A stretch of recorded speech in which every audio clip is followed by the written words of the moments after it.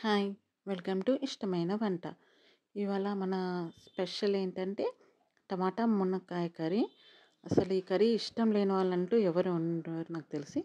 So, కావాల్సిన పదార్థాలు చూద్దాము. మనం ఒక హాఫ్ కేజీ టమాటా అండ్ ములక్కాయలు ఒక పావు కిలో అన్నీ ఉంటాయి. కరివేపాకు అండ్ పచ్చిమిర్చి తీసుకోండి. ఉల్లిపాయలు ఒక 4 ఉల్లిపాయలు మాత్రం కట్ చేసి పెట్టేసుకోండి. ఉల్లిపాయలు ఎక్కువ ఉన్నా కూడా టేస్ట్ చాలా బాగుంటుంది. ఒక కడాయి పెట్టేసుకొని మనం వేడెక్కాక ఆయిల్ వేసేసుకోవాలి. అందులోనే కొంచెం ఒక టేబుల్ స్పూన్ జీరా, ఆవాలు అండ్ పసుపు వేసేసుకోవాలి. వేసుకున్న తర్వాత అది కాగినాక మనము అల్లం వెల్లుల్లి పేస్ట్ వేసేసుకోవాలి. అల్లం వెల్లుల్లి పేస్ట్ కూడా పచ్చివాసన పోయేంత వరకు వేయించుకోవాలన్నమాట. వేయించుకున్నాక ఆనియన్స్ ఒక 4 ఒక 2, 3 ఒక్కటి చాలు ఓకే. ఎందుకంటే టమాటా గ్రేవీ కూడా మంచిగా టేస్టీగా రావాలంటే ఆనియన్స్ కొంచెం తక్కువనే ఉంటే బాగుంటుంది. సో, 1 ఆనియన్ మంచి పెద్ద ఆనియన్ అయితే ఒకటి కట్ చేసేసుకోండి.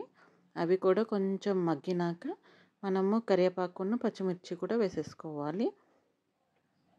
అవి కూడా మంచిగా మగ్గినాక అంటే నూనెలో గోలిస్తే ఏమవుతుందంటే కొంచెం టేస్ట్ పెరుగుతుందనమాట.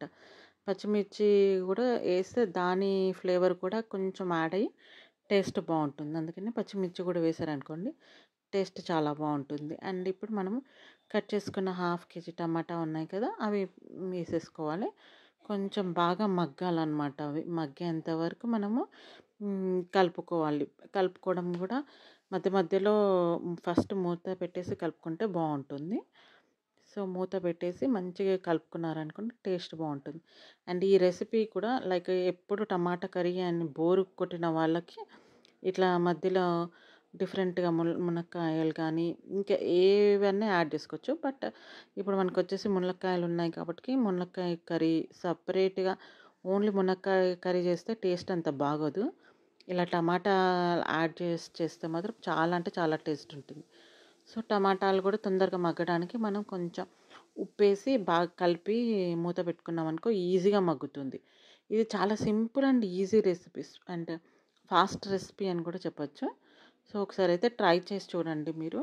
అండ్ నా ఛానల్‌ని కొంచెం సబ్స్క్రైబ్ చేసేసుకోండి. అండ్ బాగా మోటివేట్‌గా ఉంటుంది మీరు సబ్స్క్రైబ్ చేసుకుంటే.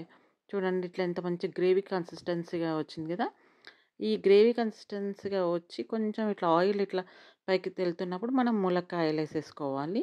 మంచిగా శుభ్రంగా పై పొట్టు తీసేసి కడుక్కొని వేసుకోవాలి. ఎప్పుడైనా ఏదైనా వాష్ చేసి వేసుకోండి. మొత్తం ఒకసారి మిక్సప్ చేసేసి మూత పెట్టేయాలి.